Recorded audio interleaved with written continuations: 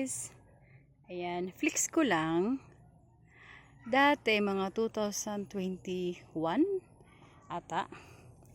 Sa uma namin may fish pond kami. Maliit lang din. Ayan siya oh. Uy, may isda. Nakita nyo? Gumalaw yung isda. Uy, may isda. Isda ba yun? Anong isda kaya yun? Ito po. Anyway, ito po yung fish pond dati. Bumata tayo namin dito ng fish pond. Nilagay namin ng tilapia. Then, minsan pag malakas ang ulan, umapaw yung tubig. So, yung mga isda lumalabas.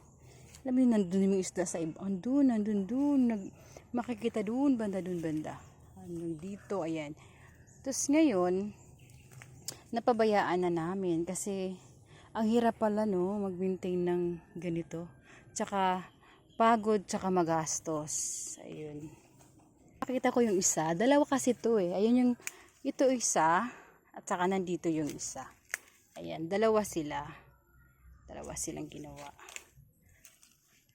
Ayan, dalawa. Siguro kung natuloy lang or pinagpatuloy namin, parang ganun. May, di lang mga gulay sa uma namin. May mga isda pa kayo makukuha kasi may fish pond nga kaming ginawa. Ayan. Kaya lang, syempre, ang hirap nga i-maintain. Tsaka magastos din. Tsaka tatay ko, syempre, mahihirapan siya. Kasi wala pa kami noon, so nahirapan siya. Ayan. Kaya ayan, napabayaan na namin. Hindi na namin tinuloy. Yan po yung dalawa sila eh, dito at saka dun yung isa. Dalawa. Ayan. Hindi lang po gulay ang nasa uma namin. Nyog or saging. Meron kaming fish pond. Meron kaming falcata. Ayan po. Ayan.